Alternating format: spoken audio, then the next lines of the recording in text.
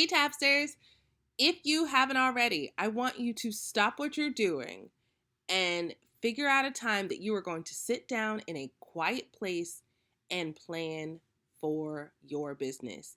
It is so important to take time right now to plan how you want your business to go. So I want you to start making some big goals. I want you to have some action plans. I want you to really think about the way that you want your business to thrive. I also want to help you with that.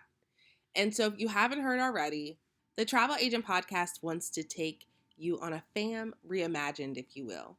And you're probably thinking, what the heck is that? Well, we have decided to put together some collaborations that are going to change the way that fams are done, at least for the Travel Agent Podcast, right? So we have some of the best local destination specialists who are going to help us design amazing experiences that are really hard to Google. We're also going to have content creators who are going to be following us around, but also showing us how they create content. And the best part is at the end, we're going to have a huge bank of high quality videos and photos that are exclusively for the ones who are on the trip. So you're going to have all this massive, amazing content to use to draw in your ideal client. And my favorite, we're going to make time so that we can mastermind, so that we can really get to know each other and build meaningful relationships with our partners and our peers. If you're looking to dust yourself off and start 2022 fresh, join us on the fam to South Africa in January.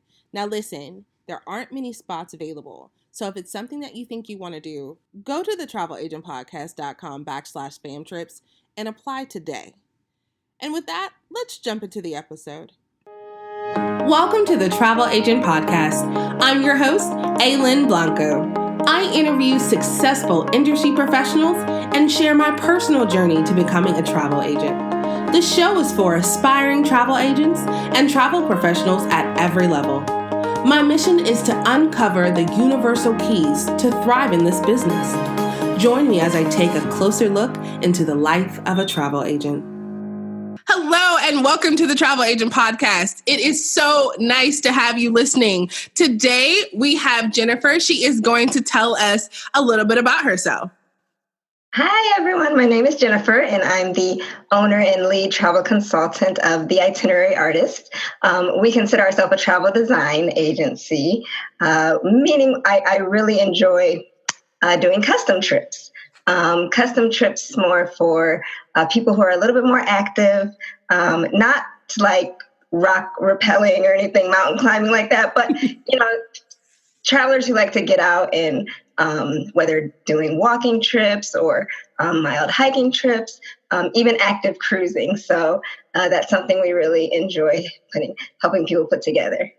Awesome. And I've been in business since about 2015. So nice. So if you don't mind telling me, how did you get started?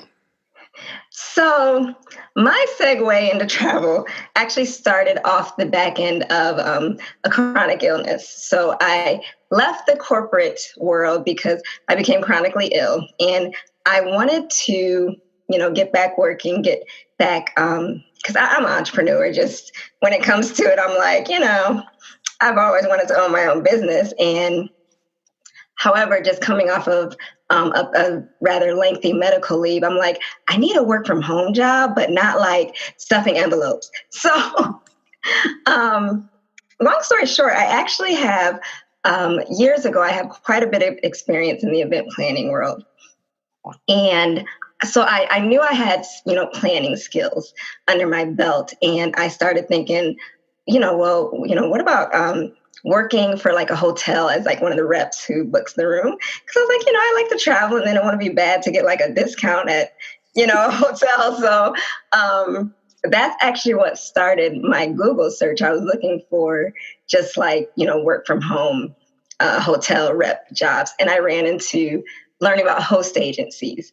And like many others who I'm sure will find your podcast, I didn't realize travel agents still existed.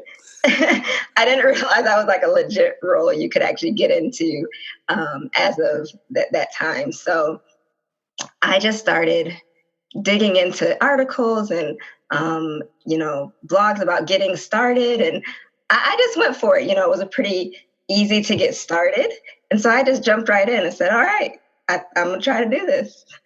Awesome. I love hearing stories about how people get started because it's always like either somebody said you really should be doing this, or the Google like rabbit hole happens. Yeah. So well, I'm glad the rabbit hole found you. Me too. What do you think, now that you've been in it a couple of years, what do you think, what advice would you have given yourself 3-4 years ago that would have made this journey a little bit easier? Yes. I think if I could have sat myself down 4 years ago, because I have told several people before, my personality type, I tend to be a multi-passionate person, and I tend to have a lot of ideas very quickly. So when I find something I want to do, I'm all in day one, and the vision is set 5 years down the line. I knew nothing about the travel industry. And it wasn't even about, because sometimes I have gotten calls about, oh, I just want to travel. I want to become a travel agent. And that was one thing I knew it wasn't about that. Like I knew, because with my family, I would put together our family trips because we have quite a large family. So I knew what planning a trip was like, but the whole having a travel business, not just planning trips here and there, was a big shock to me. And so I think if I could have gone back, I would have done a lot more research on the front end of the initial host agency I paired myself with. That's just something I learned with time. And I always like to give Stephanie from Host Agency Reviews a shout out because not her, years ago, she had a website then as well, but now it's like it's redone, it's clean, and it's very clear to kind of do some research on there to find a host agency that fits what you want to get into. So, yeah. Yeah, I totally agree. I've always booked all of my family for like 10, 15 years. They would call me and that's what I would do. Yeah. And it was so different. Like there's not anything that anybody could have told me how different it is when you're doing it for your friends and family and it's a business. So I totally agree. I think a lot of us would go back and have that conversation with ourselves. You learn.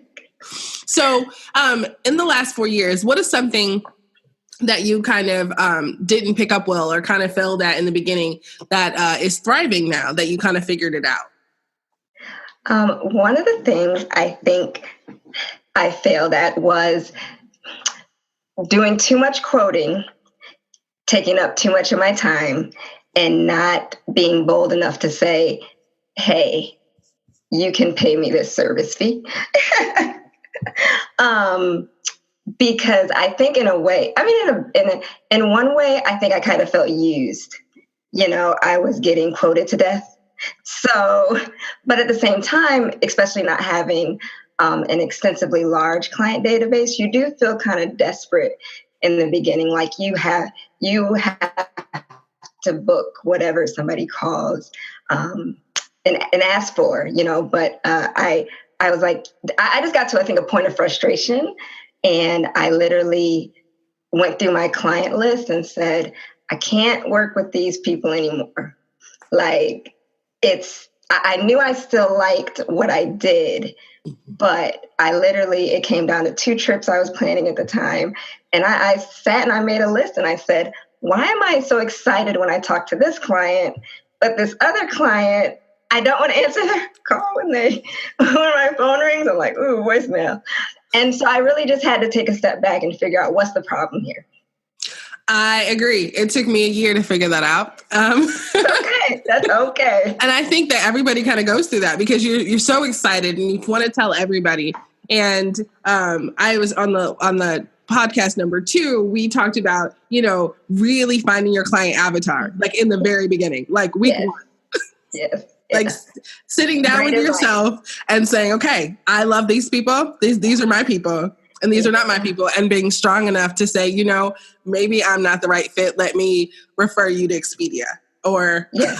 or someone else who enjoys doing what you do. So Yeah. I totally relate to that 100%. Just to tell your audience quickly, a tool that helped me with that, which is outside of our industry, and this may be kind of surprising, but, like, again, if I could talk to myself, I would actually have said, you know what, take a weekend. I read Pat Flynn's book, Will It Fly? And he takes you through this process. And I'm like, yeah, if I would have done this whole process of sitting down for a long weekend, hey, even going to a nice hotel, and just working through this process, I think that would have helped me a ton in the beginning. So, yeah. Yeah, there was a book, which is a really long book, but Outwitting the Devil. Okay. It's a really long book, but it was so good because it really takes you through a mindset, like making sure that you have the right mindset, you're setting the right expectations, you're being reasonable, and also pushing yourself at the same time, Yeah. and kind of noticing what's going on around you. So I think there's a lot of different books and a lot of different, just having conversations with people in the beginning who saying the things that you say, these are the things that you should do in the beginning. Because for some reason, that hasn't been created yet. There's really no clear path to entry. Yeah. So that's a thought. Yeah. Now, what is the most important thing you've gained so far from working in the industry? Wow. Really, I think the most important thing is surprisingly just seeing. I mean, don't get me wrong.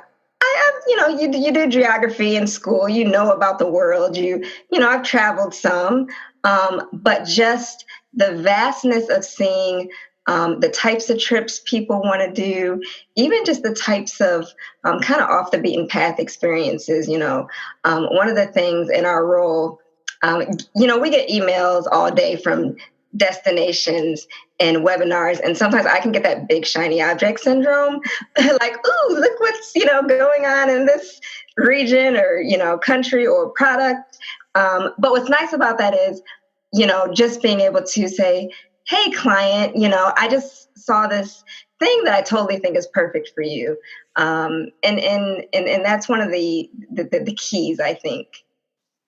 Awesome. So talking about tools, what tools do you use to stay organized and kind of keep everything together?